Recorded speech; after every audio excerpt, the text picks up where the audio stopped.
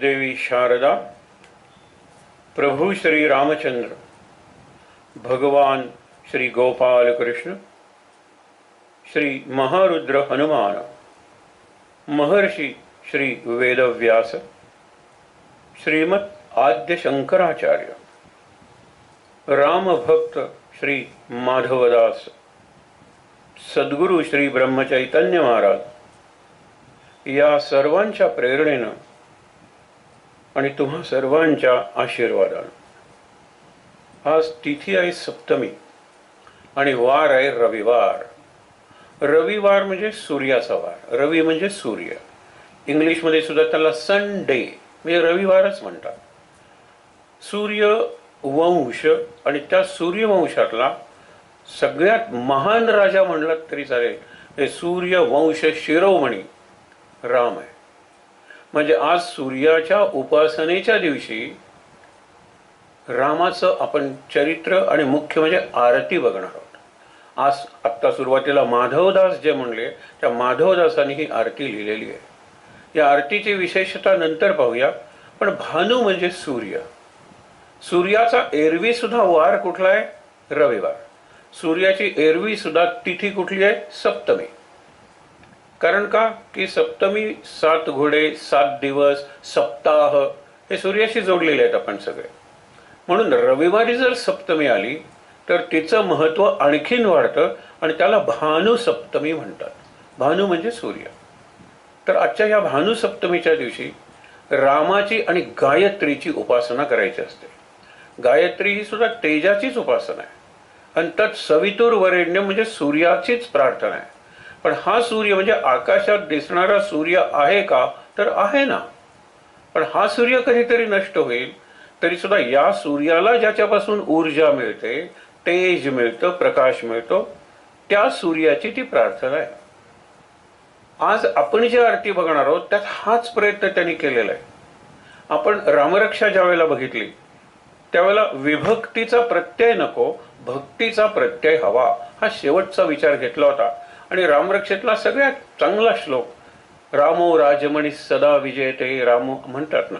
आपण शेवटपर्यंत भो राम माम उद्धर, इथे रामरक्षेचा शेवट करायला फार चांगला असा एक बिंदू आहे. भो राम माम उद्धर, माझा उद्धार कर रामा. पण शेवटी ही रामरक्षा सुद्धा शंकर आणि पार्वती यांच्यामधला संवाद आहे.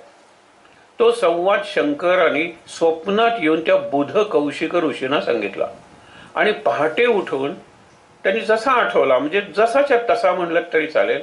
पण शेवटी संवादात येतात तिने प्रश्न काय विचारलाय, असं कोणतं एक नाम आहे की जे नाम सर्व नामात श्रेष्ठ आहे? तर तो नेहमीच म्हणतो की मी जे नाम नेहमी घेतो ते प्रत्येक श्वासाला मी राम राम राम म्हणत असतो. ते सर्वश्रेष्ठ नाम आहे. कशावरून? मग रामाचं चरित्र सांगतात. आपण त्या चरित्रात शिरणार नाही आहोत. पण विषय आज रामाचाच आहे. एक लक्षात ठेवा. हा कसला राम की एकतर पत्नीचं रक्षण करता आलं नाही आणि पत्नीचं अपहरण केलं, तिथून आरती सुरू होते. हे लक्षात ठेवा. हा प्रसंग घेतलेला आहे. आणि आता रडतोय सामान्य माणसासारखा. त्यावेळेला शंकर म्हणाले हाच तो राम. मग ती म्हणते मला पटत नाही. शंकराने डोळे मिटले आणि सांगितलं काहीतरी महत्वाचं घडणार आहे. पटत नाही म्हणल्यानंतर ती स्वतःची खात्री करून घेण्यासाठी रामाची काहीतरी परीक्षा घेणार. राम तर विलाप करत निघालेला आहे, छाती बडवतोय आणि हा सीते हा सीते संस्कृतमध्ये म्हणजे हे सीते हे सीते तू कुठे आहेस? वृक्षांना विचारतोय, वेलींना विचारतोय, दगडांना विचारतोय, झऱ्यांना विचारतोय, नद्यांना विचारतोय, तुम्ही बघितलं का सीतेला? तर सीतेचा जो वेश होता त्या दिवशीचा रावण तिला घेऊन गेला होता आणि सीतेचं जे रूप होतं ते घेऊन ती काही अंतरावर उभी राहिली. लक्ष्मणाला ती आधी दिसल्यामुळे तो रामाला म्हणतो की भाभी इकडे आहे ना, भाभीश्वरी इथे आहे. रामही तिच्याकडे बघतो. आता राम काय करेल? सगळ्यांना विचारतोय तो सीतेला, दगडाला सुद्धा हात लावून, झाडांना मिठी मारून. हे लक्षात ठेवा, हे कुठे ना कुठेतरी शापित आत्मे असतात. जसं आपल्याला एक अहल्येचं उदाहरण माहित आहे की रामाचा पदस्पर्श झाला आणि अहल्येचा उद्धार झाला. खरं म्हणजे राम म्हणतो माझाही उद्धार झाला, कारण त्यावेळेला मी काय कोण होतो?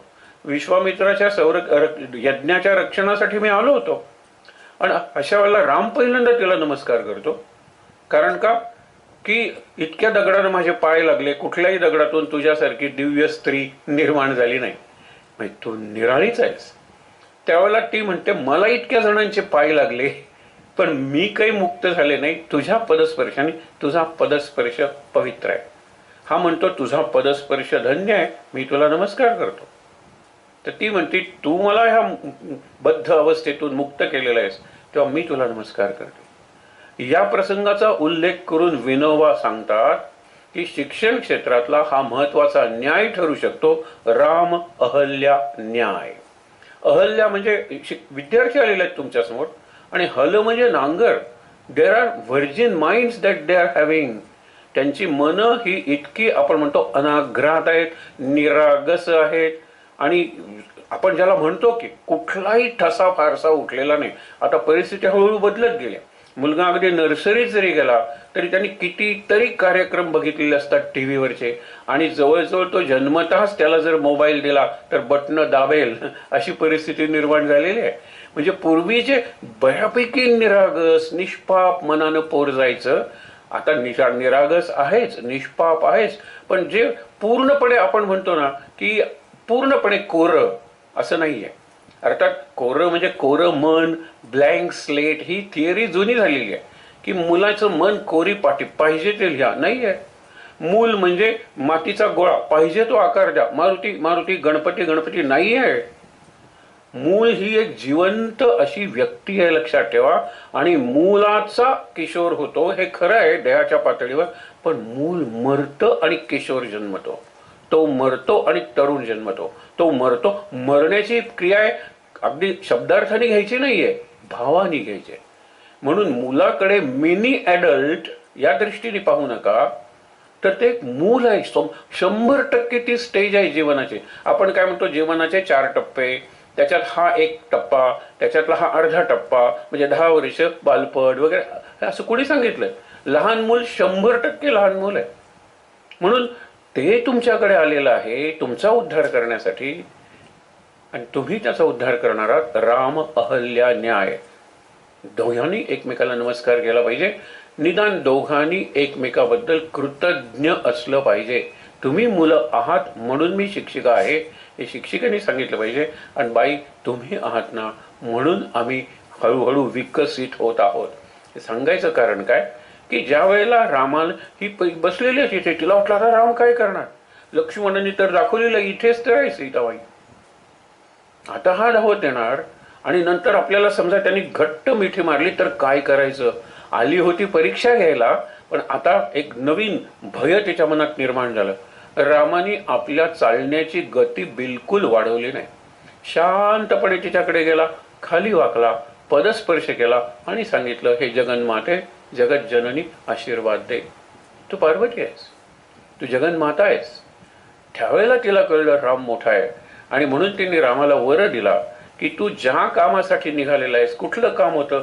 सीतेची मुक्ती, रावणाचा संहार, हे कार्य होतं, यशस्वी भव. म्हणून त्या देवीला त्या रूपात रामवरदायिनी असं म्हणलं जातं. प्रतापगडावर तिचं एक मंदिर आहे. असू दे. तर मुद्दा काय आहे की सीताहरण किंवा सीतेचं अपहरण, इथून ही आरती सुरू होते. त्यानंतर काय काय घटना रामायणात घडतात? सीतेचं अपहरण, बरोबर, नंतर सीतेचा शोध, सीतेचा शोध घेण्यासाठी मध्ये सुग्रीवाशी मैत्री वगैरे हे सगळं सोडा. नंतर हनुमान येतो, सागरोल्लंघन, नंतर लंका प्रवेश, लंकेत सीतेचा शोध, नंतर सीता सापडते, सीतेसमोर हा प्रकट होतो, रावणाच्या राजसभेत येतो, रावणाला सांगतो की सीतेला सोडून दे, नाहीतर तुझा सर्वनाश अटळ आहे, आणि तुझ्याबरोबर या सोन्याच्या लंकेचा सुद्धा. ऐकत नाही. तुझ्या मरकटाचं कशाला ऐकू रे? आत्तापर्यंत मी कोणाचंच ऐकलेलं नाही. रावणाला अनेक जणांनी सांगितलेलं आहे, त्याच्या आजोबांनी सांगितलेलं आहे, वडिलांनी सांगितलेलं आहे, मंदोदरींनी सांगितलेलं आहे, आणि विभीषणाने सांगितलेलं आहे. इतकंच नाही, कुंभकर्णाने सुद्धा सांगितलेलं आहे की सीतेची सन्मानपूर्वक पाठवणी कर. आणि लंकेवरचं संकट टाळ. पण रावण ऐकत नव्हता. त्याचं एक कारण काय आहे, आपण मागे बघितलेली कथा जी आत्ता आपण पाहणार नाही आहोत. जय आणि विजय हे विष्णूचे द्वारपाल आणि त्यांना त्या सनत कुमारांनी आपण म्हणतो शाप दिलेला आहे. 3 मनुष्य जन्म घ्यावे लागतील. ते म्हणाले आम्ही घ्यायला तयार आहोत, पण आम्ही त्या जन्मात भाऊ किंवा अगदी जवळचे असलो पाहिजे आणि आमचा वध करण्यासाठी ह्या विष्णू भगवानांना, कारण आम्ही त्यांचं काम करत असताना मला शाप मिळालेला आहे, त्यांनी जन्म घेतला पाहिजे. तथास्तु. म्हणून ह्यांना रावण आणि कुंभकर्ण, हे रावण हा जय आहे, कुंभकर्ण हा विजय आहे. म्हणजे तो मरणारच होता, त्याचा उद्धारच रामाकडून होणार होता ना. राम हा विष्णूचा अवतार आहे. म्हणून त्याने ऐकलं नाही. एकदा त्याला का कुणास इतकं आतून वाटलं की इतके जण सांगतायत, ते काय आपले शत्रू नाही आहेत, आपण पाठवावी. म्हणजे जणू काही त्याच्या मनात तो विचार आला, तो काहीतरी आज्ञा देणार. इतक्यात नारद आले. म्हणाले की तुझ्या मनात कोणता विचार आहे ते मला कळलेलं आहे. आतापर्यंत तू जर अगदी अभिमानानं ताठ आणि मान करून असं छाती पुढे काढून जर उभा आहेस, आता कशाला शरण जातोस? तुझं सामर्थ्य काही कमी आहे का? होऊन जाऊ दे की तुझं आणि रामाचं युद्ध. बिलकुल सीतेला परत करू नको. कारण सीतेला परत केली असती तर रावण राहिला असता, रावणाचं राज्य राहिलं असतं. आणि रावणाचं राज्य हे आपण असुरी शक्तीचं म्हणतो. तसं बघायला तर रावण हा ब्राह्मण आहे, रावण हा ज्ञानी आहे, पण तो भोगी आहे आणि मुख्य म्हणजे तो अहंकाराचं प्रतीक आहे. ही जी सगळी आरती जी आहे ना, ती त्या अहंकाराचं प्रतीक आहे.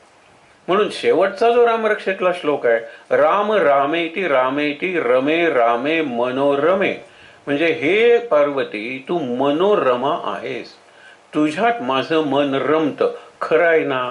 नाही कसं म्हणेल?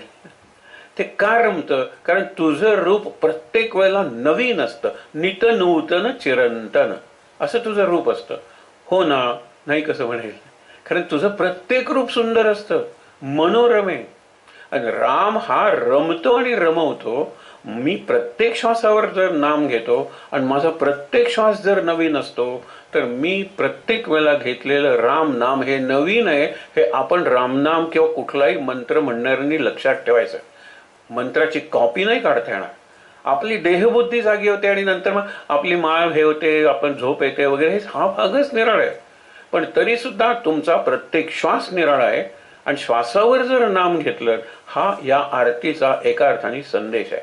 म्हणून राम रामेति रामेति, तुला विचारलंस ना, मी राम म्हणतो, राम इति रामच म्हणतो, राम इति रामच म्हणतो, राम राम राम म्हणत असतो. हे मनोरमे, तुझ्या प्रश्नाचं उत्तर सांगतो. सहस्रनाम तत्तुल्यम, विष्णूची सहस्रनाम आहेत. आपण विष्णू सहस्रनाम म्हणतो, नंतर शंकर सहस्रनाम सुद्धा झालं. आता निरनिराळ्या संतांची सहस्रनामावली सुद्धा असते.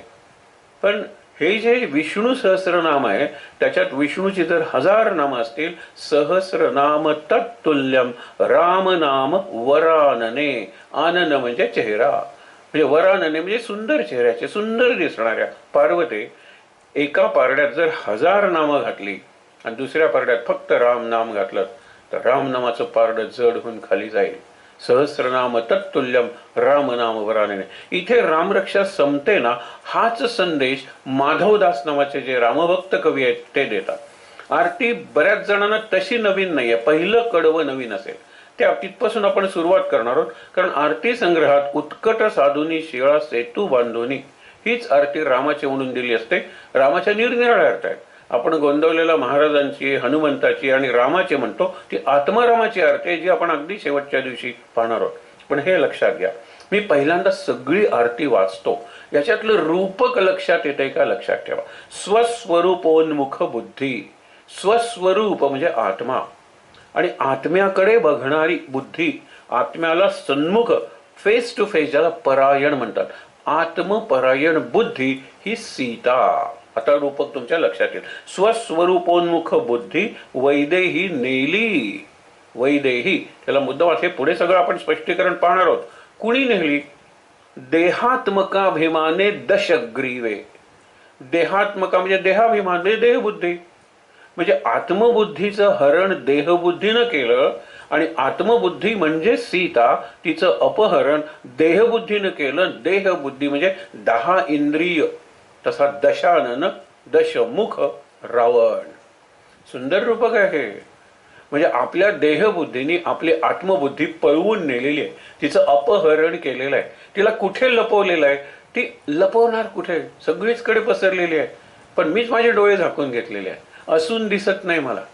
आणि म्हणून हे लक्षात ठेवा, सद्विवेक मारुतीने सत्शुद्धी आणली किंवा सत्शुद्धी केली. मग तुला शोधून कुणी काढलं? त्यांनी पळवली. शोधून कुणी काढलं? हनुमंताने. हनुमंत कोण आहे नंतर आपण सगळं बघणार होता. सद्विवेक मारुतीने सत्शुद्धी, शुद्धी म्हणजे शोध, हा लक्षात ठेवा. सत्शुद्धी आणली. तव चरणांबुजी येऊन, आता तव म्हणजे रामा, रामा तुझ्या चरणांबुजे, अंबुज म्हणजे कमळ, वार्ता श्रुत केली. म्हणजे तुला सांगितलं सीता आहे, रावणाच्या ह्याच्यात आहे आणि अशी अशी लंका आहे, मी सगळं पाहून आलेलो आहे, तेव्हा आता आपण युद्ध करायला निघूया. तव चरणांबुजीनी वार्ता श्रुत केली. आता इथून पुढची आरती अनेकांना माहीत असते. उत्कट साधुनी शिळा सेतू बांधवणे. आता सेतू बांधून नाही, सगळं वानर सैन्य पलीकडे नको का जायला, म्हणून सेतू बांधला पाहिजे. पहिल्यांदा सीतेचं अपहरण, सीतेचा शोध, हनुमंतांनी लंकेत जाणं आणि लंकेत गेल्यानंतर हनुमंतांनी ती बातमी, वार्ता येऊन सांगणं कुणाला? रामाला, की सीता आहे आणि अशी अशी लंका आहे, एवढं सांगितलं. उत्कट साधुनी शिळा सेतू बांधोनी. साधुनी म्हणजे सांधुनी. आता कुठल्या या उत्कट शिळा आहेत ज्या एकाला एक साधून सांधून सेतू तयार केलेला आहे? विचार करा तुम्ही. उत्कट साधुनी सांधुनी शिळा सेतू बांधोनी लिंगदेह लंकापूर विध्वंसुनी. लंका म्हणजे आपला लिंगदेह आहे, आपला देह आहे ना, हीच लंका आहे.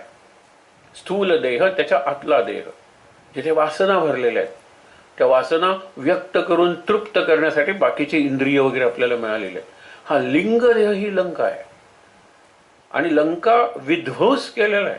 लंका विध्वंसुनी काम क्रोधाधिक राक्षस मर्दुनी. हे तर सोपं आहे समजायला.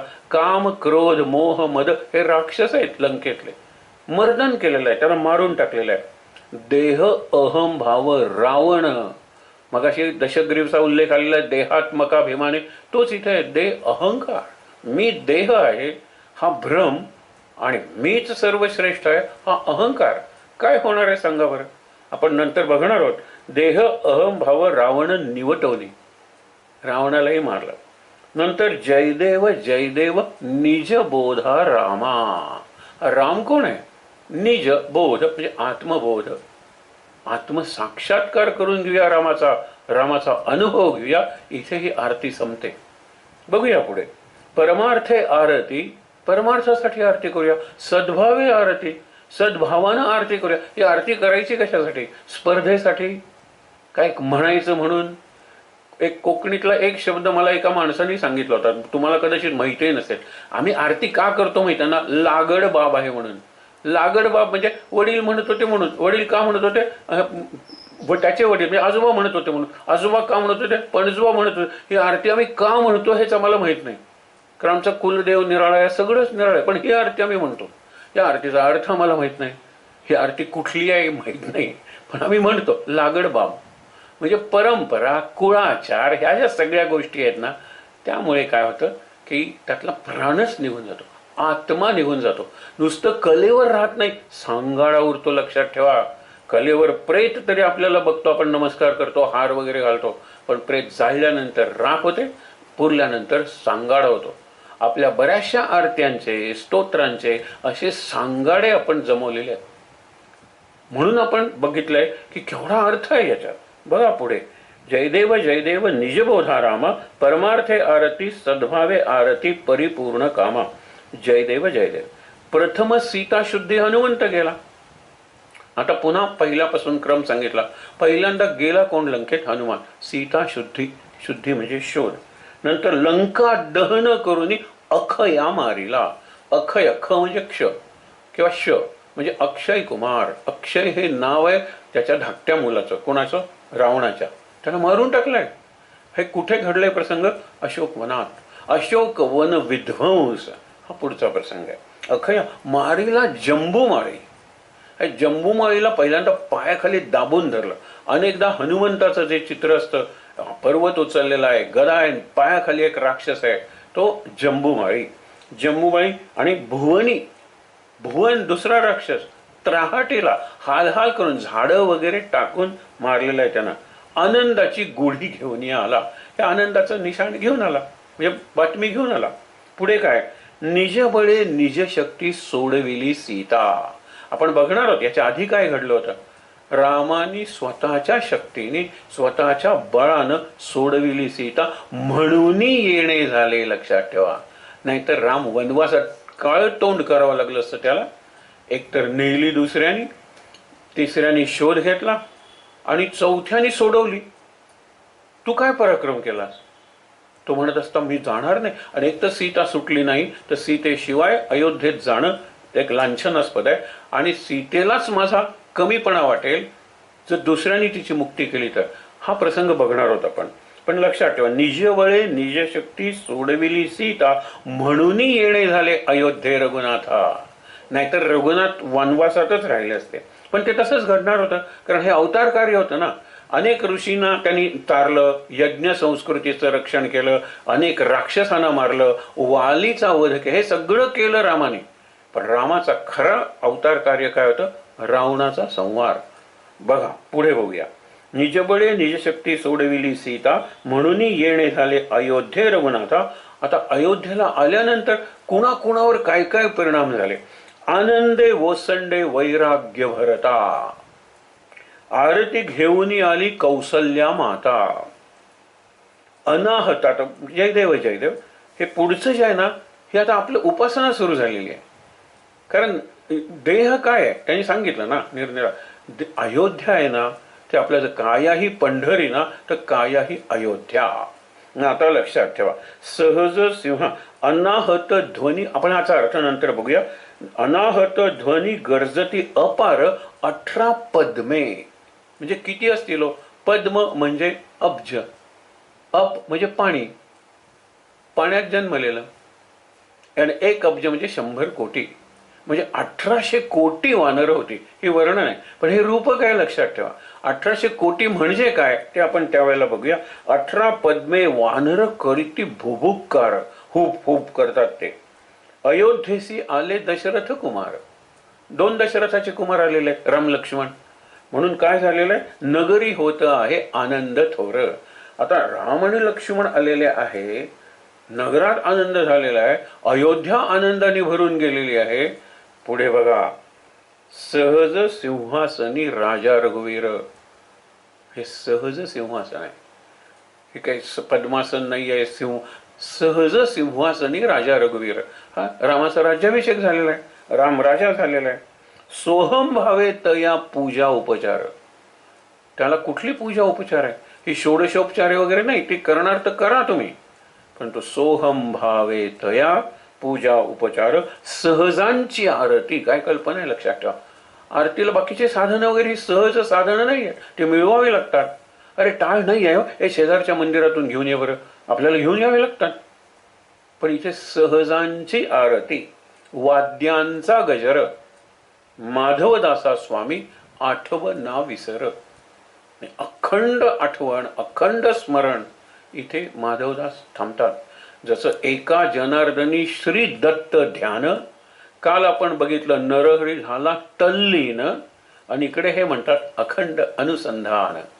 एक ध्यान म्हणतो, एक म्हणतो मी तुझ्यात एकरूप होऊन गेलेलो आहे, आणि हा म्हणतो तुझं अखंड अनुसंधान आहे. माधवदासा स्वामी आठवना विसर. इथे आरती संपली. ही वाचून का दाखवली कळेल आपल्याला. आता पहिल्या शब्दापासून बघूया. स्वस्वरूपोन्मुख बुद्धी. स्व म्हणजे मी, रूप आणि स्वरूप याच्यातला फरक आहे. तरी स्वरूपात, आता बुद्धी हे माझ्या स्वरूपाचा भाग आहे. माझी तुमची बुद्धी स्ट्रक्चरली सारखी आहे, किंवा मेंदू काय तुमचा ना माझा निराळा आहे, पण आपलं फंक्शनली डिफरंट आहे.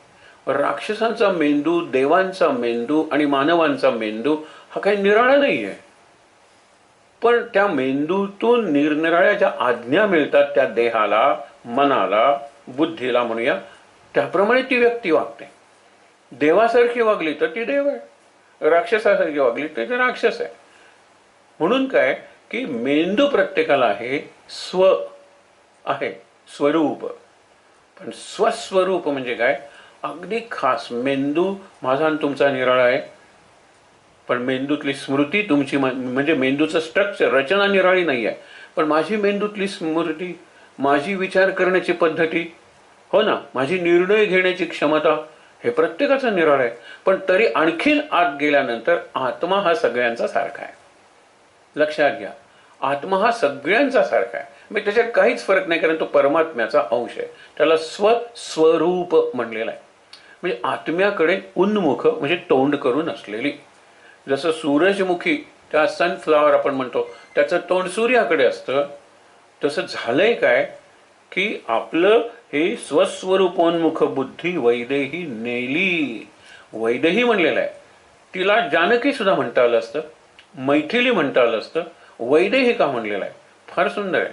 कारण विदेह, आपण देहातच एवढे रमलेलो आहोत, तर देहभाव विगत म्हणजे निघून जाणं, त्याला विदेह जनक म्हणतात. ही जनकाची कन्या आहे, ही वैदेही आहे.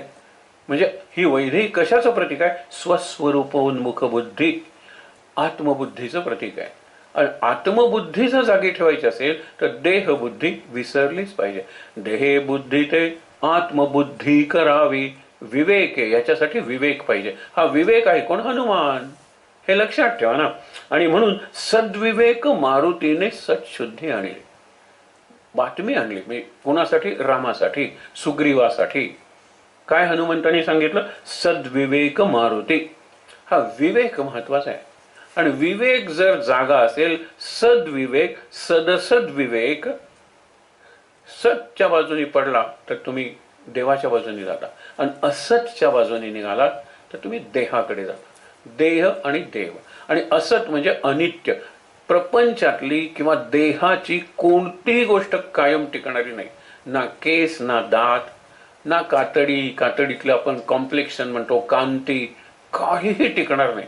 प्रपंचात जी जी वस्तू दिसते ना, ती उरणार नाहीये. आज आहे तशी. ही देहबुद्धी झाली.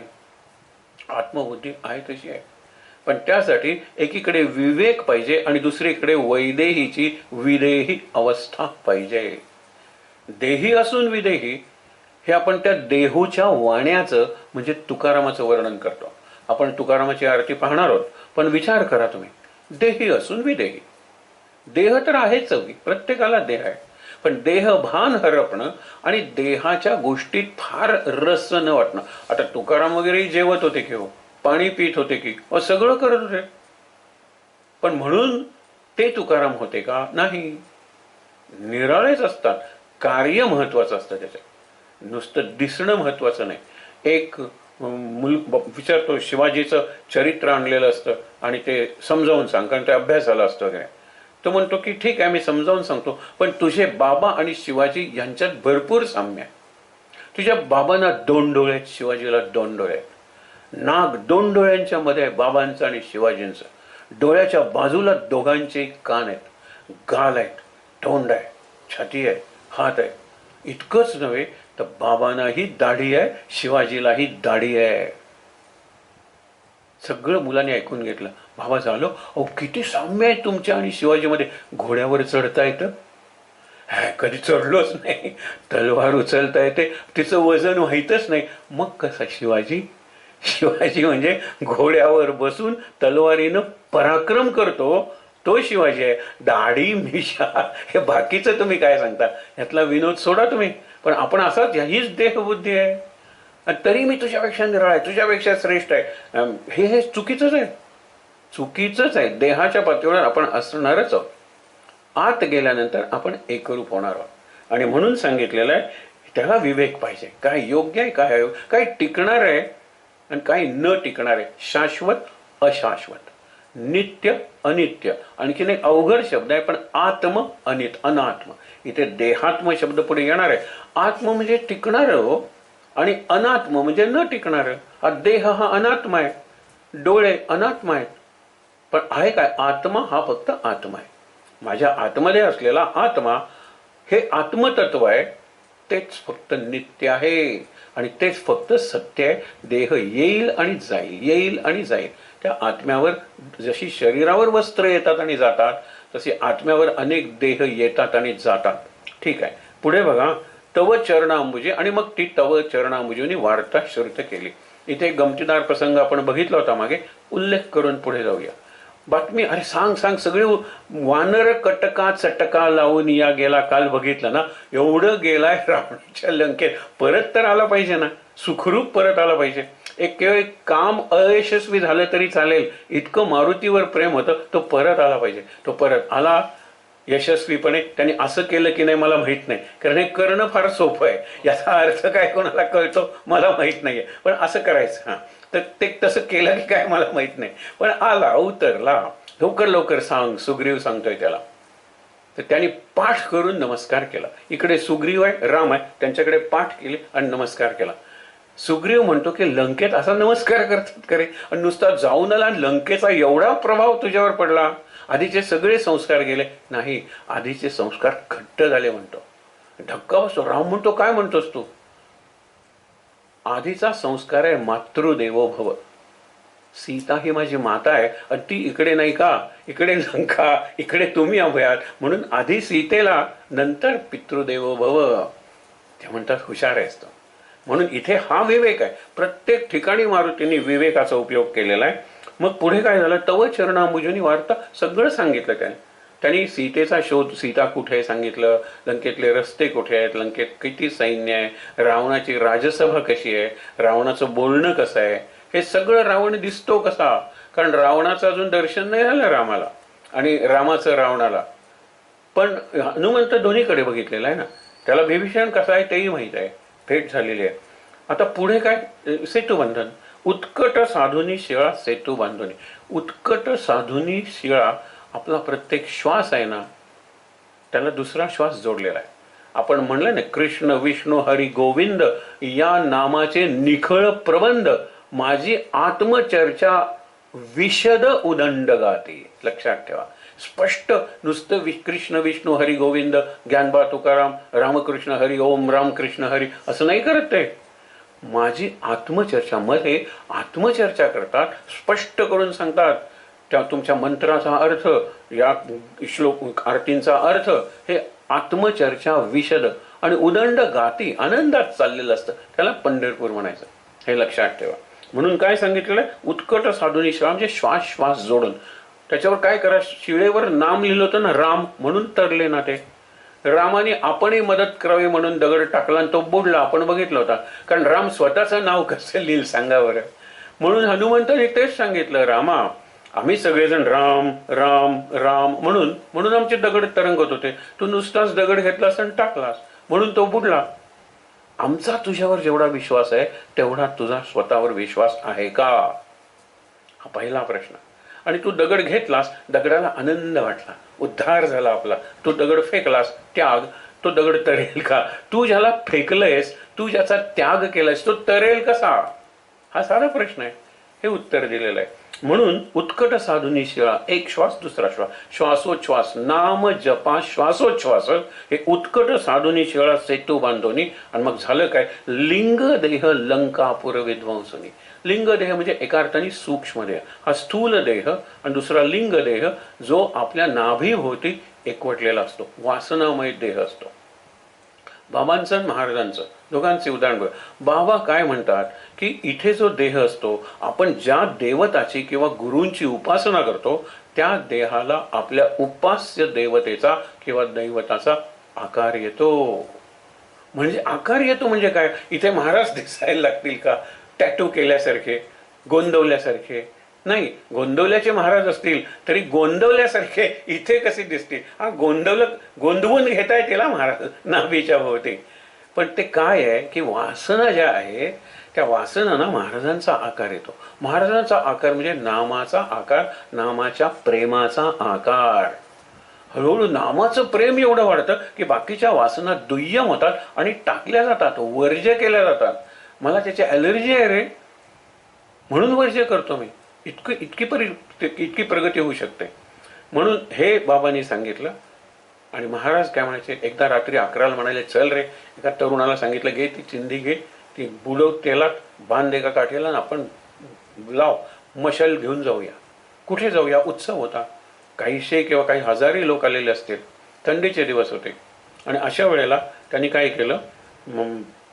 हात बाहेर आलेला आहे, हे जरा हात घाल रे पांघरुणात, गोठून जाईल बिचारा, हे करून जाईल असं. तो म्हणाला, हे काम तर मीही केलं असतं महाराज, तुम्ही एवढा त्रास का घेतलात? म्हणाले, नाही, रात्री त्यांचा लिंगदेह सूक्ष्म देह आहे ना, तो जागा झालेला असतो.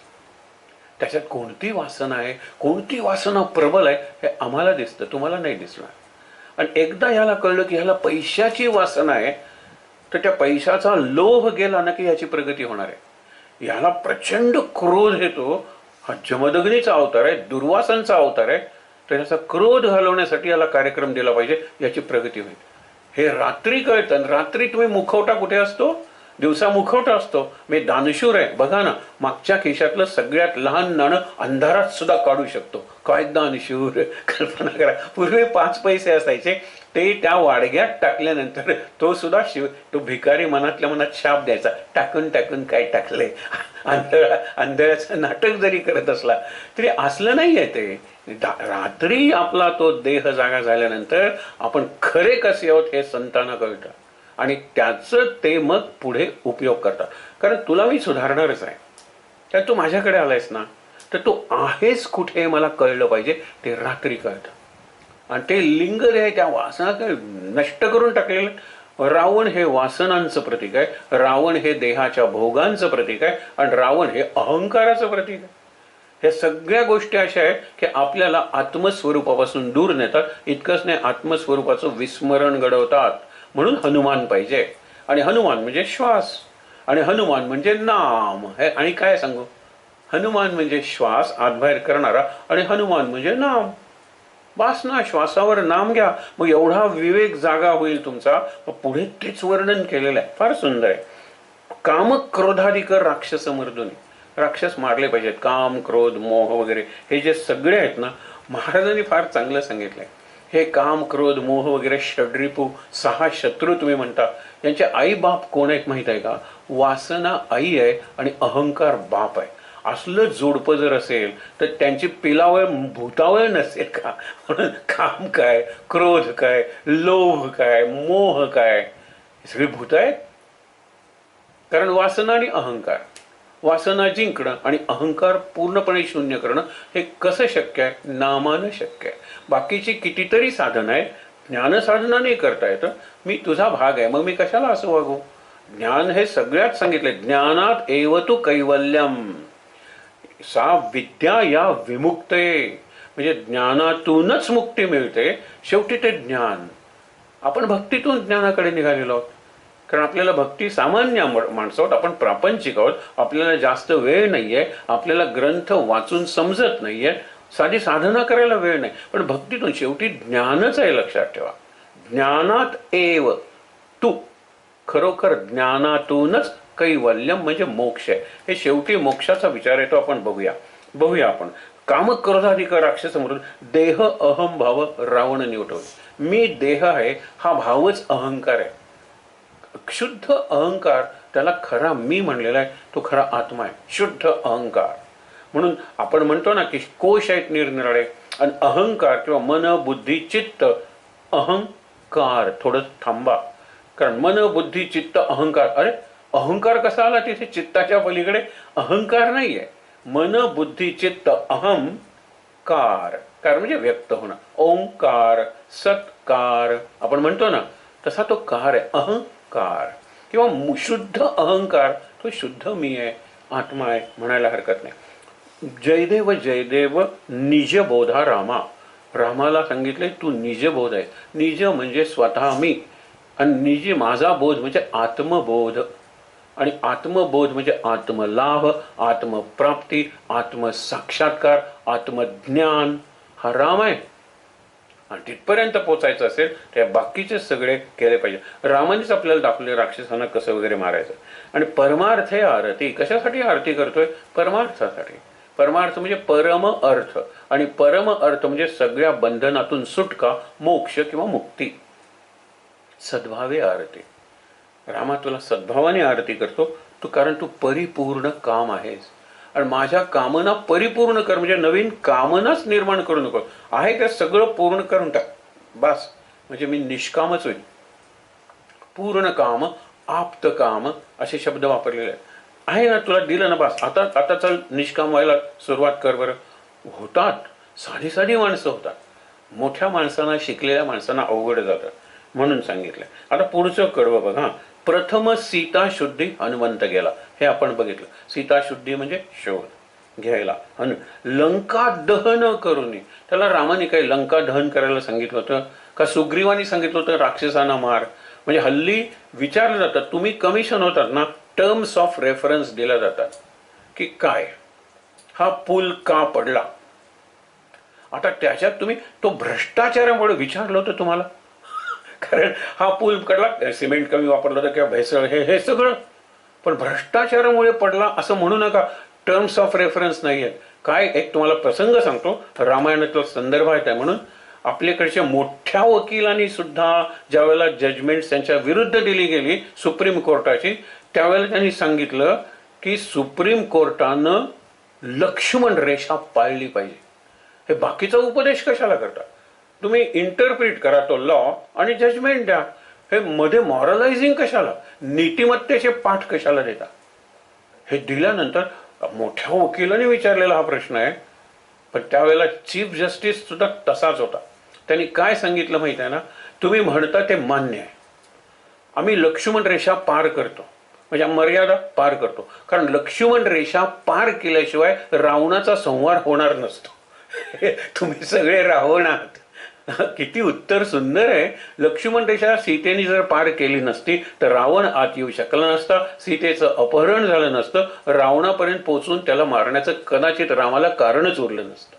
लक्ष्मण रेषा पार केली, आम्ही पार करतोय, कारण अजूनही रावणाचे वंशज आहे ना, जिवंत आहे, त्यांच्यासाठी.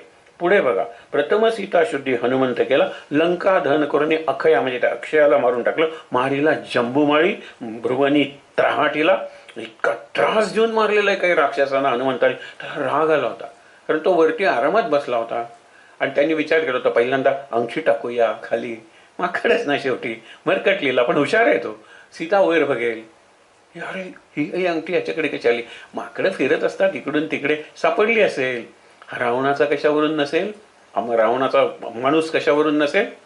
अशा वेळेला मग तो गायला सुरुवात करतो चरित्र. आणि जोपर्यंत सीता अपहरण येतो ते चरित्र सीतेला माहीत आहे, पण नंतर रामाने शोध घेतला, नंतर सुग्रीवाशी मैत्री केली, नंतर शबरीने सांगितलं, हे करत करत आता तो राम इथपर्यंत पोहोचलेला आहे, समुद्राच्या तटापर्यंत. आणि लवकर मग ती म्हणते कोण तू, कारण एवढं तुला कसं रामाबद्दल माहित आहे. तो म्हणतो मी रामभक्त हनुमान, राम माझे पिता, तू माझी माता. म्हणून मग अशी सांगितलं, पुढची ओळ वाचण्याआधी हे लक्षात ठेवा, तू आई आहेस ना ग माझी, मग वडिलांना कशाला त्रास, बस ना माझ्या खांद्यावर, आता कसा पार करायचं ते मला माहित आहे, जाऊया ना. त्यावेळेला मी म्हणते आले असते रे मुला, मला काही संकोच नाहीये तुझ्या खांद्यावर बसायला, तू मला सीता मैया म्हणलायस, तू माझा मुलगा झाला. पण तुला असं नाही का वाटत, तुला असं नाही का पटत, एकतर मला पळवून आणलेली आहे आणि पळवून आणली एकाने, सोडवली दुसऱ्याने, माझ्या पतीच्या चरित्रावर एक कलंक लागलाय, चारित्र्य नाही चरित्र, आता दुसरा कलंक कशा लावायचा, रामानेच येऊन मला सोडवलं पाहिजे. आणि मग तो म्हणतो मला पटलं तुझं, आणि जातो. आता पुढे काय झालं बघा, मारीला आनंदाची गुढी घेऊन आला, आनंदाचं निशाण घेऊन आलेला आहे. गदा जशी आहे ना तसा निशाण, आनंदाचा ध्वज, म्हणजे प्रत्यक्ष ध्वज नसेल, आनंदाची गुढी म्हणजे आनंदाची वार्ता घेऊन आला, आनंद घेऊन आला मूर्तिमंत. निज बळे निज शक्ती सोडविली सीता, कोणी, रामाने. राम श्रेष्ठ नायक का, तुम्ही म्हणतात 1800 कोटी वानरांच्या मध्ये, अरे पण वानर आहेत ती, नरांच्या मदतीनं सुद्धा रावण मारणं अवघड होतं, तो वानरांच्या मदतीने रावण मारला. म्हणून ब्रह्मदेव रामाची स्तुती करतो आणि वरून ते सगळी पुष्पवृष्टी वगैरे सगळे करतात. आणि रामा तू आहेस कोण, एका रामायण अनेक आहे, तो एका ठिकाणी सांगितलेलं आहे, रामा तू आहेस कोण, मी दशरथाचा मुलगा. अरे पण तू कोण आहेस, रामा म्हणत नाही ना, तू आहेस कोण, त्याचा परिचय करून दे तुझा. मी दशरथाचा मुलगा, मी याचाही मुलगा, कौशल्याचाही मुलगा, मी ह्याचा लक्ष्मणाचा भाऊ, मी भरताचाही भाऊ, मी अरे पण नाव काय तुझं, मी शत्रुघ्नाचाही भाऊ, मी हनुमंताचा स्वामी, मी सीतेचा पती. नाव सांगत नाही शेवटपर्यंत, रावण कुठलंही वाक्य रावण की लंका में तो आया है, ये दशमुख रावण की लंका आहे, हे पहिला शब्द रावण आणि राम शेवटचा शब्द सुद्धा सांगत नाही. एके ठिकाणी त्यांनी सांगितलंय की आत्मानम मानुषम म्हणणे पुत्रम दशरथात्मजा. इथे कुठं आलं, मी माणूस आहे, दशरथाचा मुलगा आहे. राम कुठे सांगेल, हाच फरक आहे. राम सौम्य आहे, राम मृदू आहे, राम नम्र आहे आणि आत्मस्तुती इतकी करत नाही तो स्वतःची की स्वतःचं नावही सांगत नाही. हे मॉडेल हल्ली खपणार नाहीये. म्हणून रावण लोकांना आवडतो, दुर्योधन आवडतो, कारण त्यांचे संवाद म्हणजे अप्स अँड डाऊन्स, आरोह अवरोह, वरती चढतोय खाली उतरतोय. राम एका पट्टीत बोलतो. त्या मनाने कृष्ण जरा वर खाली करतो म्हणून कृष्ण आवडतो, पण बिचारा राम. पण राम राम आहे हे लक्षात घेऊया. पुढे निजबळे निशक्ती सोडविली सीता, म्हणून येणे झाले अयोध्ये रघुनाथा. अयोध्या म्हणजे शांत आणि प्रसन्न शरीर, जिच्याशी युद्ध करण्याची कोणाची बिशाद नाहीये, ताकद नाहीये, धाडस करू शकत नाही अशी अयोध्या. आणि अयोध्या पूर्वीपासून आहे म्हणून निर्मित नगरी. ती सूर्यवंशातल्या राजांची आहे. सूर्यवंशातले राजे रघुवंशमध्ये कालिदास सुंदर वर्णन केलेलं आहे. आणि सुंदर म्हणजे कसे राजे होते, कसं राज्य केलं, आपली मुलं मोठी झाल्यानंतर कसे निवृत्त झाले आणि कसे शेवटी मुक्त झाले संन्यासाश्रम घेऊन, हे सगळे वर्णनं केलेली आहेत. आणि म्हणून काय सांगितले इथे, Ayodhya.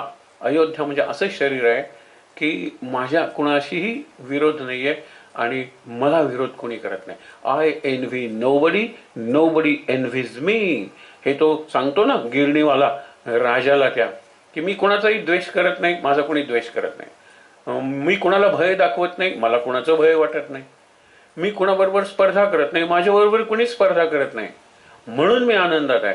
I am monarch of all what I survey. मी जिकडे दृष्टी टाकतो तिकडे मी राजा आहे आणि तू तुझ्या या किंगडम पुरताचा राजा आहे. अरे मी साम्राज्य आहे तिन्ही जगांचं माझ्याकडे.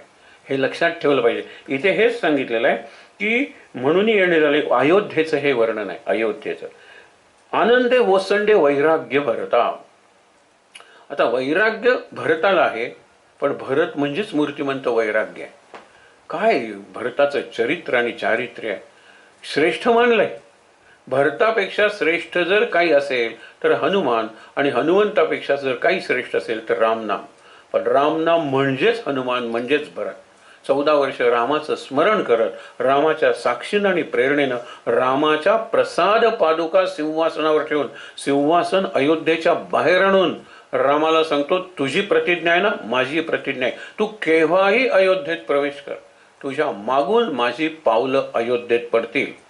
हा अयोध्येच्या बाहेर आणलंय सिंहासन, अयोध्येच्या बाहेर 14 वर्ष राहिलेला आहे.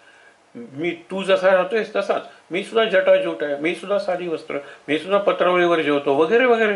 हे अवघड आहे. त्याचा वनवास तरी होता. इथे राज्य सगळे भोग त्याच्या जवळ आहे, सिंहासन आहे, राजधानी आहे, सिंहासनाला बाहेर आणले, पादुका ठेवलेल्या आहे. हे वैराग्य जे आहे ना ते भरताकडून शिकायचं. विवेक कोणाकडून? सद्विवेक हनुमान, बुद्धिमताम वरिष्ठाम. आणि वैराग्य, विवेक आणि वैराग्य असल्याशिवाय उपासनेत आपल्याला स्थिर होता येत नाही. आणि या दोन्ही मनाच्या लक्षात ठेवा वृत्ती प्रवृत्ती आहेत. विवेक वैराग्य मुख्यतः वृत्ती आहेत आणि त्यातून जी कृती निघते त्यातून ठरवता येतं की हा वैराग्यशील आहे का आणि हा मुख्य म्हणजे विवेकी आहे का. हे सगळं त्यावरून ठरतं. आनंदे ओसंडे वैराग्य भरता. आला रामाला, रामाला कुठे राम हे लक्षात ठेवा. तो मागे एक प्रसंग तुम्हाला सांगितला होता. आधी आपण हे संपूया आणि नंतर तो प्रसंग पाहत लक्षात राहिला आपल्या तर सांगूया. अत्यंत सुंदर प्रसंग आहे आणि आपण रामायणात वगैरे तर तो सुंदरच सांगितलेला आहे. आपण थोडक्यात बघूया. आरती घेऊन आली कौसल्या. ही कौसल्या आहे कोण? कुशल मंगल ही कौसल्या आहे. आपण म्हणतो ना योगा कर्मसु कौशलम. हा कौशल देशाची ती राजमाता आहे, राजकन्या आहे. आणि इकडे आल्यानंतर अयोध्येची राजमाता झालेली आहे कौसल्या. आणि कुशल मंगल म्हणजे कौसल्या. कौसल्या म्हणजे क्षेम, कल्याण, सगळ्यांचं कल्याण साधते. आणि ते कल्याण आहे ना आरती घेऊन आलंय रामाला. कारण राम म्हणजे काय, तो सिंहासनावर बसणार आहे आणि राम राज्य सुरू होणार आहे. आरती घे. तुम्ही वरवर बघितलं तर आरती घेऊन आली कौसल्या माता, पण प्रत्यक्ष कौसल्या म्हणजे कुशल मंगल क्षेम कल्याण. आरती घेऊन आलेला आहे. मूर्तिमंत ओसाणणार वैराग्य म्हणजे भरत. हे भरत आलाय, भरताला आनंद झाला नाही, वैराग्य अरे आता आलेला आहे. आता तो केव्हाही जो ज्यांनी सोडून गेलेला होता, आता तो सिंहासनावर बसायला आलेला आहे. सिंहासन सुद्धा म्हणत असेल माझे भाग्याचे दिवस आले. इतक्या दिवस सुद्धा त्याच्या पादुका होत्या, पवित्र होत्या, मला बरं वाटत होतं, आता रामच बसणार त्याच्यावर. हा आनंद आहे सगळा. पुढे बघा, अनाहत ध्वनी गर्जती अपार. अनाहत ध्वनी, आहत ध्वनी म्हणजे आपण करतो तो कशावर काहीतरी आपटलं तर, पण ओम करताना काही विशेष आपटलं जात नाही, इथे होतच अर्थात आहत. पण अनाहत ध्वनी ओम आपण जो म्हणतो ना तो ओंकार आहे. ओंकार म्हणजे नाम. गर्जती अपार. कोण कोण म्हणत असतील 18 पद्मे, 1800 कोटी वानर त्यांच्या पद्धतीने राम रोम रोम काहीतरी म्हणत असतील की नाही. केवढा गजर झाला असेल त्या रामनामाचा. आपल्या रंध्रातून जर नाम निघालं तर आपल्या अंगात 1800 कोटीपेक्षा जास्त पेशी आहेत, नसा आहेत, नर्व्स, शिरा आपण म्हणतो, शिवाय केस ज्यातून बाहेर आलेले आहेत ते रंध्र आहेत. ही सगळी वानर जर समजलो आपण तर त्यातून ध्वनी बाहेर निघाला पाहिजे, तर माझा देह अयोध्या होईल. अरे तो देव माणूस आहे, त्याला कशाला त्रास देता, अरे त्याच्या मागे कशाला लागतं, अत्यंत प्रामाणिक आहे तो, आम्हाला माहित आहे ना.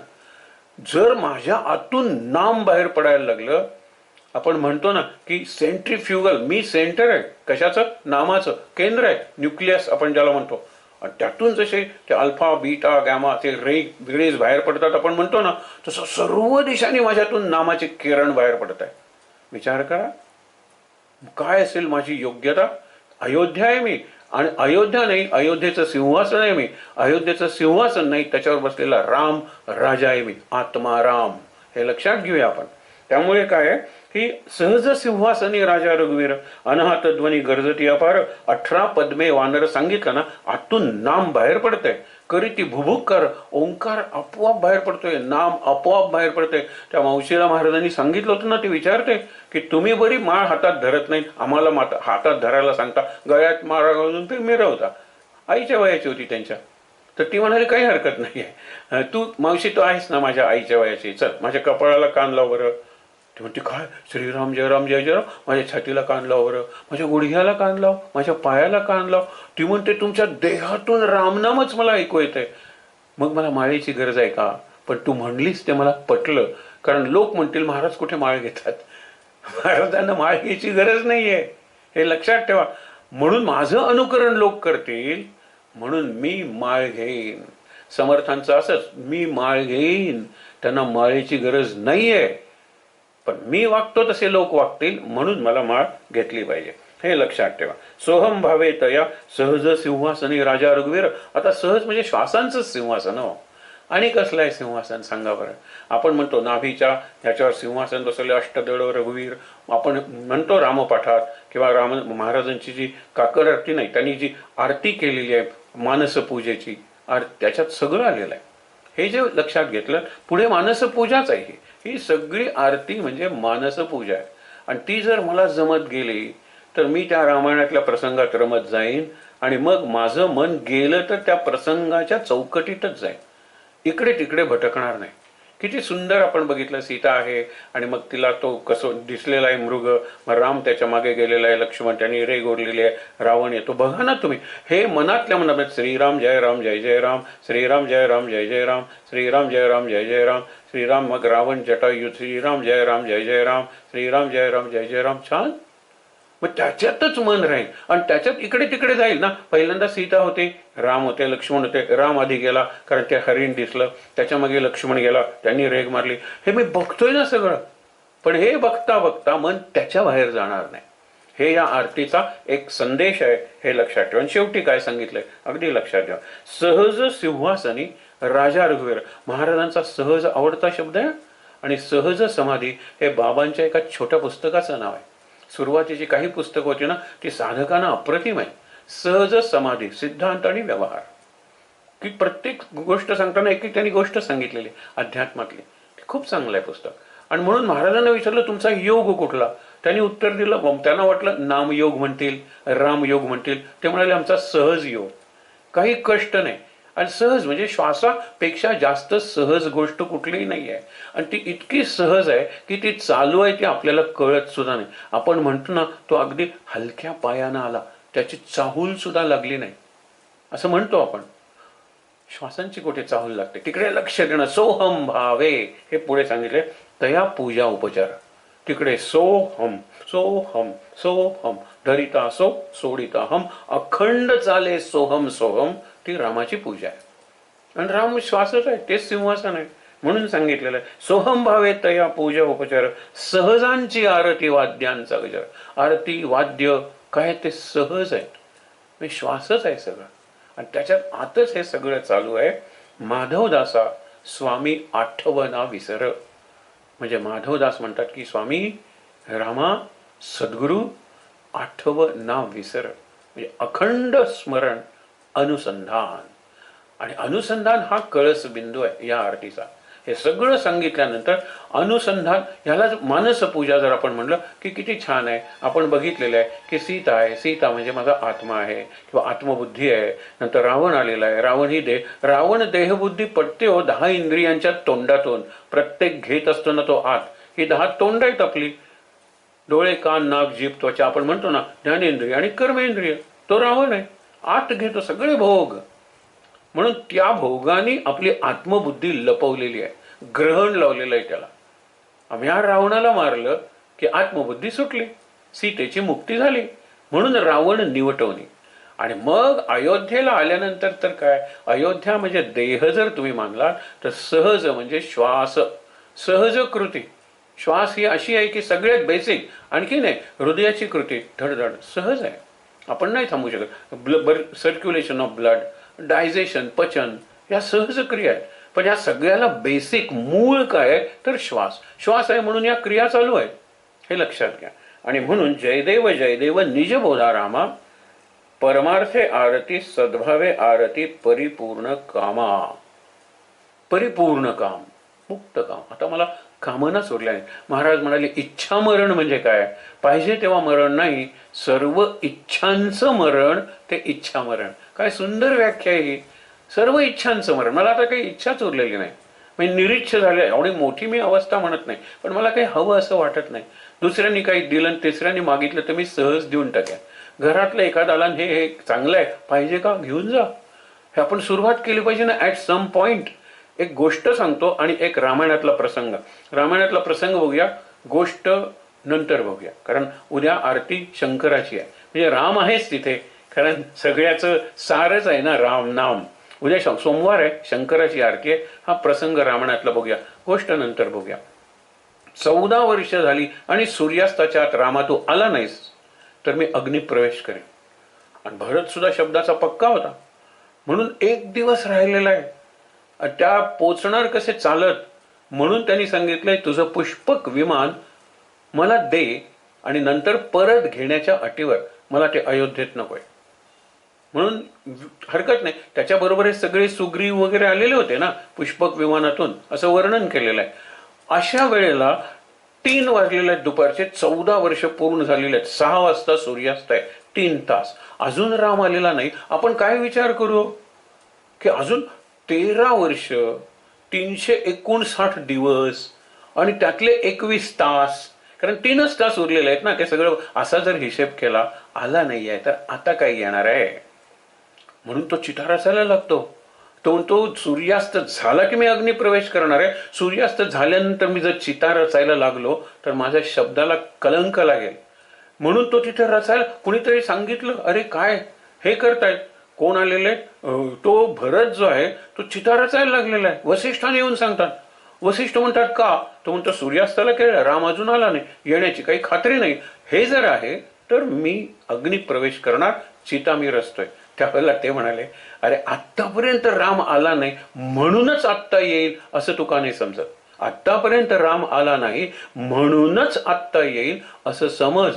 चिता मी रचायला मदत करतो. 2 सेवकांना सांगितलं ते चिता रचून ठेवतील, पण तू थांब ना 6 वाजेपर्यंत. राम येणार, राम येणार. आणि हनुमान आला ना, आणि तो राम आलेला आहे भारद्वाजांच्या आश्रमात. त्याला पुढे पाठवलं होतं की भरताच्या चेहऱ्यावरचे भाव बघ, राम आल्यानंतर तो म्हणतो राम आला कुठे, त्याचे सगळे अष्टसात्विक भाव जागे होतात. तो म्हणतो थांब, जातो भरद्वाजाला सांगतो लवकर चला, लवकर पोचलं पाहिजे भरत जर हवा असेल तर. आणि मग येतात राम भरत मिलाम. फार महत्वाची गोष्ट आहे. पॉझिटिव्ह थिंकिंगचं हे उत्तम उदाहरण आहे. हा निगेटिव्ह विचार करतो, आत्तापर्यंत आला नाही तर कसं येणार, लॉजिकल. म्हणजे तो नातू विचारतो ना आजोबांना, आजोबा तुम्ही 80 वर्षाचे आहात, तुम्हाला 80 वर्ष जगण्याचा अनुभव आहे, मग तुमच्यापेक्षा आधी मी 8 वर्षांचा आहे, मी लवकर मरणार, मला अनुभव कुठे. ते म्हणाले वेड्या, मी 80 वर्षांचा आहे म्हणूनच मी लवकर मरेल. तसं आहे की पॉझिटिव्ह विचार करूया, हा निगेटिव्ह नको करायला. की आलेला आहे राम आणि बरोबर त्या 3 तासात शेवटच्या रामाचं आणि भरताचं मिलन झालेलं आहे. राम आणि भरताचं मिलन म्हणजे एका अर्थाने आपण म्हणूया की आत्मा आणि परमात्मा त्याचंच मिलन आहे. त्या मिलनाच्या स्मृतीत शांत राहूया. या आरतीतलं पहिलं कडवं जर नसेल तर पुढची तर 4 कडवी वगैरे असतातच आरतीच्या पुस्तकात. शांत. उद्या शंकर.